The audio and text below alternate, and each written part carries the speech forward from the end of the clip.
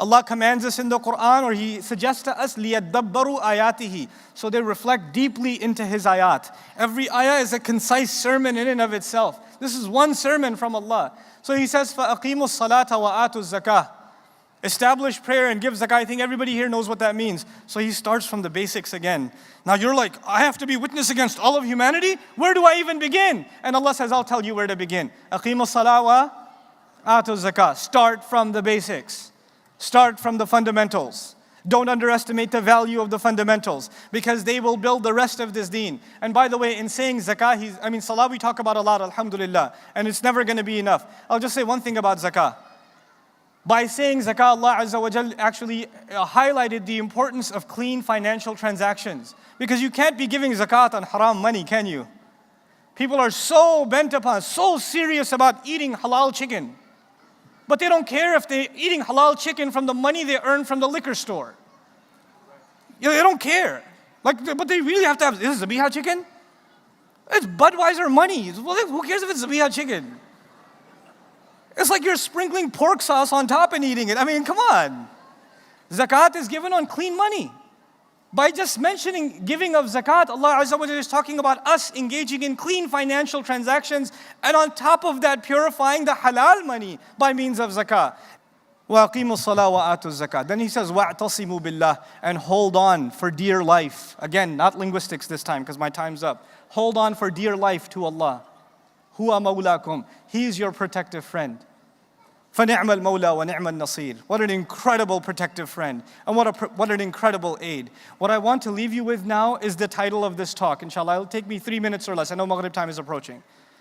He says, وَافْعَلُوا الْخَيْرَ لَعَلَّكُمْ تُفْلِحُونَ, in the previous ayah. And some consider it an ayah of sajda also. In that particular ayah, Allah Azza wa Jal told us that we have to do good. وَافْعَلُوا الْخَيْرَ, do good, so that you may attain success. And there's some very interesting commentary among the mufassirun. What does it mean to do good? Because the ayah began with praying, irka'u wasjudu wa'budu rabbakum waf'alul khair. Make ruku', make sajda. What does that mean? Ruku' and sajda. What institution is that? That's salah.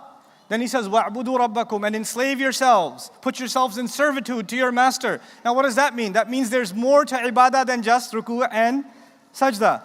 And then now that your relationship with your master is being refined, understand that there's good to do in the world. وَفَعَلُوا الْخَيْرِ, meaning above and beyond our relationship with Allah Azza wa Jal, there is good we must accomplish in society so that we can attain success. We think that we have to do good for ourselves to attain success. And the ayah is reversing our perspective. We are going to be the legacy of Ibrahim alayhi salam. We are going to continue the great work of Rasulullah sallallahu alayhi wasallam, and we're not going to be able to do so if we don't become a people of fi'lul khair. Just doing good every chance we get. You and I have to become people that rise to the occasion and we hold ourselves to higher account. I leave you with the following. I said this last time also, I'm going to say this again.